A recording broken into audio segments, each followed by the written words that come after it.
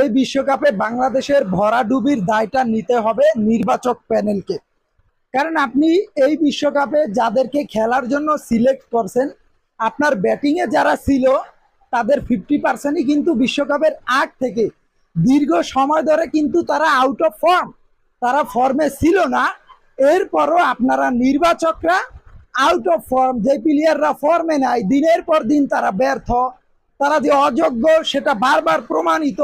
তারা যথেষ্ট সুযোগ পাওয়ার পরেও তারা ভালো খেলতে পারেনি।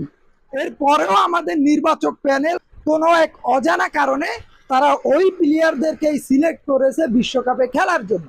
সো আপনি তো বিশ্বকাপের আগে থেকেই জানতেন যে আপনার এই প্লেয়াররা পারফরমেন্স করতেছে না।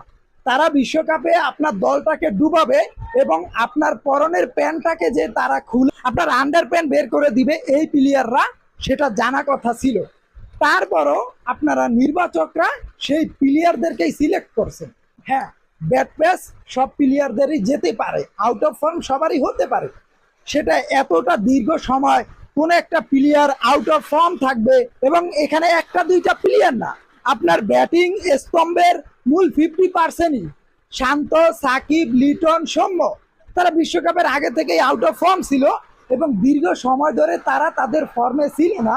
ওই প্লেয়ারদেরকে নিয়ে যখন আপনি বিশ্বকাপ পরিকল্পনা করবেন, আপনি আশা করবেন বিশ্বকাপে ভালো কিছু করবেন, তখন আপনার সেই আশায় ধুলোবালি দিবে, আপনার সেই স্বপ্নতে ব্যাঙের মতো প্রেসাপ করে দিবে সেই প্লেয়াররা। এটা স্বাভাবিক।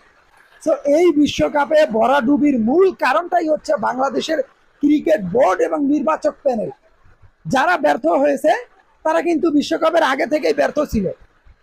সাকিব, শান্ত, লিটন, সৌম্য, আপনি যখন একটা ওয়ার্ল্ড কাপে আপনার বেস্ট ইলেভেনের প্লেয়াররা যখন আপনার 50%ই থাকবে আউট অফ ফর্ম এবং দীর্ঘ সময় লং টাইম তারা আউট অফ ফর্ম, সেই প্লেয়ারদেরকে নিয়ে আপনি যখন ভালো কিছু আশা করবেন, সেটা নিহাত বোকামি ছাড়া আর কোনো কিছু হবে না।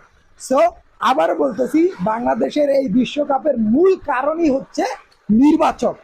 তারা মেহেদী হাসান মিরাজের মতো প্লেয়ার বাদ দিয়ে তারা যে প্লেয়ারটা টি-20 খেলার যোগ্যতা রাখে না, নারী দলে খেলারও চান্স পায় কিনা, সেই প্লেয়ারটাকে এনে বানিয়ে দিছে 3 ফরম্যাটের ক্যাপ্টেন। অথচ বিপিএল সে 12টা ম্যাচ খেলে একটা 6 হাঁকাইতে পারলো না, একটা 59, 100-এর নিচে তার স্ট্রাইক রেট ছিল। সেই প্লেয়ারটাকে এনে আমরা টি-20-র ক্যাপ্টেন বানিয়ে দিয়েছি। যেখানে বোর্ড প্রেসিডেন্ট থেকে অযোগ্য, সেখানে খেলোয়াড় থেকেও দলে অযোগ্যরাই চান্স পাবে, এটাই স্বাভাবিক। সো এই বিশ্বকাপে বাংলাদেশের মূল ভরাডুবির কারণ নির্বাচক।